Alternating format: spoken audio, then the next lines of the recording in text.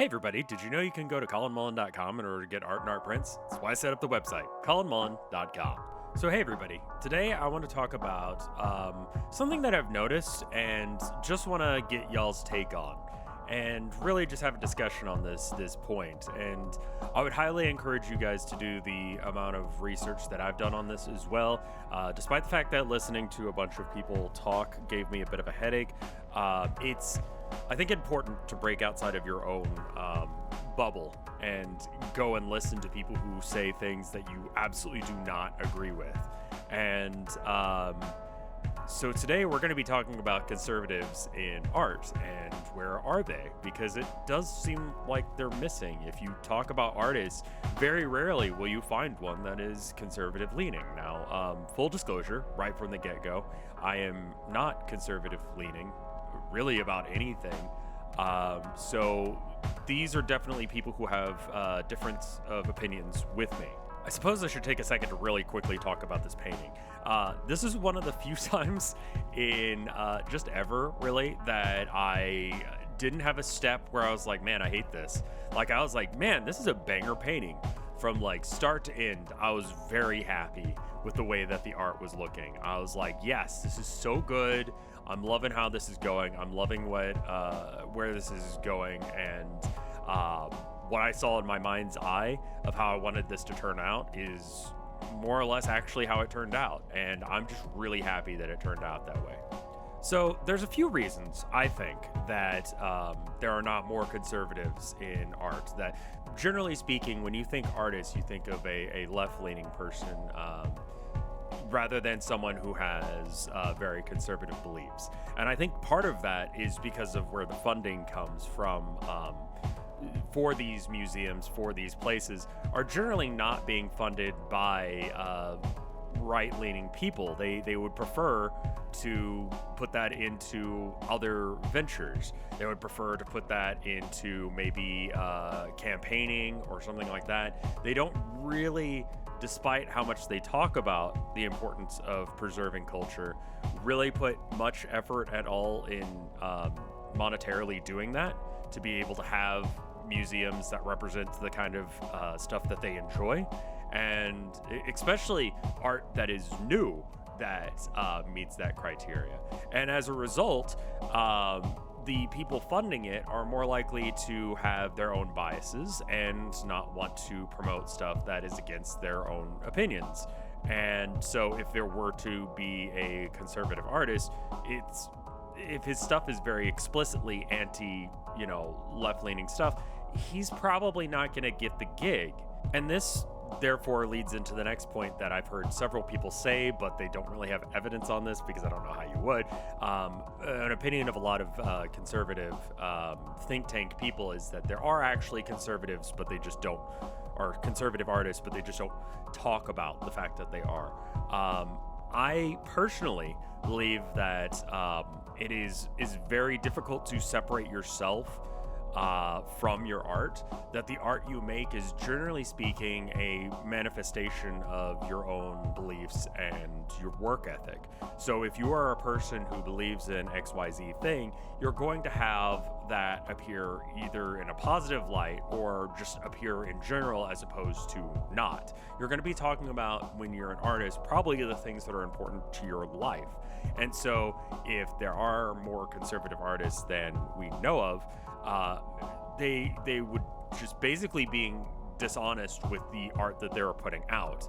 And so it'd be impossible to know that they exist in the first place. So functionally speaking, they may be a conservative person, but they masquerade as a more liberal, left-leaning person because they don't want to actually lose their job. So essentially, if they do exist, they are being disingenuous with their self and with the viewer, because they would prefer not to break boundaries or really stand up for their beliefs in that way because they're scared of being blacklisted, they're scared of backlash, etc., etc.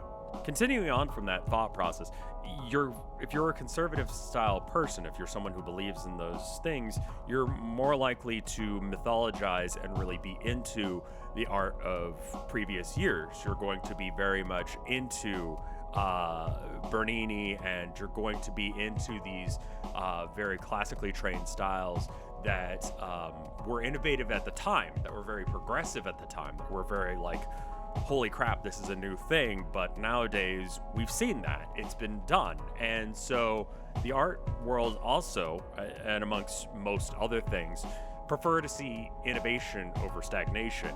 And so a lot of conservative artists do tend to just sort of stagnate in a mythologicalized past of there being these forms that they would like to recreate. And we've already seen that. I don't want to see that again. And so they don't generally get the attention that something that's really new and out there is gonna get. Another point, I think, of interest is that conservative art, when it does exist, tends to be very blunt. That the thing that you're supposed to understand about the work is very straightforward. It'll be a heroic pose of someone with a cape that is the American flag, and then they'll be like hugging Trump or something. I don't know, but whatever. Like, and so it's like, this is exactly what I want you to believe. And so if you believe that too, then you will, agree with it, you'll accept it, yada, yada. That provides very little room for the viewer to be part of the experience of there being art, because it's just like you are being told directly what you are to believe. This is sort of, there are a lot of jokes, I think, that pundits make, both left and right, that just own the libs kind of thing, where it's just like, yeah, I mean, there you go. Or there'll be, a left-leaning person making fun of Trump, and it'll be very surface level. It'll be very much just like, he's got a really bad tan job going, and it's just like, okay, well, sure, but like, what else are we going to talk about there? Like, it doesn't really track as humor, because like, there's not enough there. It's just, it's funny if you agree with them, but it's not funny and it's not interesting if you don't agree with them. So in conclusion, you essentially have a group of people who want to continue doing the thing that's already been done, that want to push very few new boundaries. They reject new modern ways of doing art, and do not have the funding from people who say they support culture and want culture to survive, but then don't fund it. And when the art is made, it generally is just, if you agree with this is great. Otherwise, it's, just a painting, and the technical skill is really the only thing you have to look at, and it's just fine. It's not really interesting to look at because the staging is whatever. These are things that they could change, but as nature of being a conservative, change is not something that they would prefer. They would prefer to keep things the way they are. And so I feel like that there will pretty much never be a very strong conservative art movement, just because literally who wants that? It seems like no one. It seems like no one wants that, and so it's just not made. Now, there are examples of conservative art movements that have existed throughout time, but generally speaking, they have very strong government support, and you could more closely link that to probably fascism than conservatism. You have the same sort of thing, for example, with Stalin and Lenin, where there's a lot of art of them, but it's probably because they want to have a more nationalist approach to things, despite the fact that they would not be traditionally considered conservative in any way, shape, or form. You have examples of, we're going to go with German artists during the Second World War, who did do art for the government of Germany at the time, and it is generally only there because they were sponsored to do that work. And any other work was considered just awful, and they would throw it in the bin. So the only art that would survive in Germany at the time was stuff that was praising the government in one way, shape, or form. Now, here I've essentially, as best as I could, reflect the arguments of conservatives who wish there was more art. And instead of doing art, they, generally speaking, just talk about why isn't there more. And this is,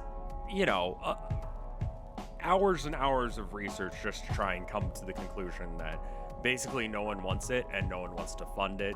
I was able to find two artists who are self-admitted conservatives who do art. The first is a sculptor here on YouTube whose name I will not mention because I don't want people to go and attack them. They have less viewers than me, so it just feels like I'd be using my position to bully them. They do very traditionally, stuff that looks like Greek statues.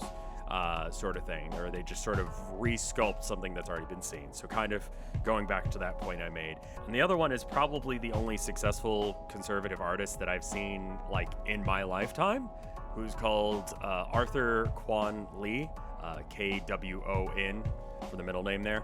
You can go to his website, arthurkwonlee.com. He has a very famous piece about a warrior Jesus to basically argue that Christianity should stop being so accepting and actually be more aggressive. I listened to him speak some, and I personally find him to be an idiot. But in the very least, I think you can say that there is some newness. The art appears to be fresh. I'll show you some.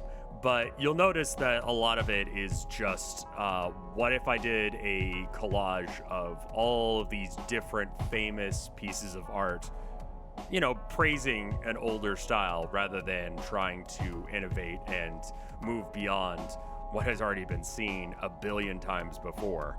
And, yeah, it's all right. So there you go. I found one for you. There he is. I'll probably put up a picture of his. He says some really out there stuff that I don't agree with, but if you were looking for where are all these conservative artists, why are all the artists that have any success lefties, it's because conservatives just don't want to make art, and if they did, no one wants to view it. So, or it's just so bland and has already been done, and it doesn't break any barriers, that it's just like, all right, yeah, no, I've seen that. I've seen David. I've seen the Mona Lisa. I've seen these works before. You don't have to do them again. I've already seen this. And so there's really nothing interesting to say about them. Anyway, I want to go ahead and thank the people who made this video possible, the people on Patreon who support me in doing videos and doing stuff. This is a bit of an out there video. Normally I don't go into that kind of stuff, but I do talk about things that I'm thinking about. And so if you're interested in that, you can go and support me by throwing out a subscribe here, or you could go to patreon.com/RevScarecrow and throw $5 or more to get your name in the credits like these people did. Starting with my mom and dad. Thank you. I love you guys. Thank you, Wapfu. Thank you, Tofandor. Did I get it right? Thank you, Tiffany. Thank you, Skelecorgi. Thank you, Sanja R. Thank you, Reverend Joe. Thank you, Retrograde. Thank you, Mortis. Thank you, Maliciousness. Thank you, Las Nevada. Thank you, Kayla Hollinger. Thank you, Gala. Thank you, Gabriel Bennett. Thank you, Egg. Thank you, Dragon. Thank you, Chiptune Glitch. Thank you, Bungle Paws. Thank you, Blake. Thank you, Bep. Thank you, BD648. Thank you, Amber. Thank you, Acrobus. And thank you, Ads! Kind of had a hiccup right at the second that I did that. Ugh. Anyway, that's this video. It was just something that was interesting that I was thinking about, and I think that you should think about as well. It's always good to break outside of your shell and see what everyone else is doing with their lives. And this is something that someone else is doing with their life. Anyway, I'll see you in the next one. Bye.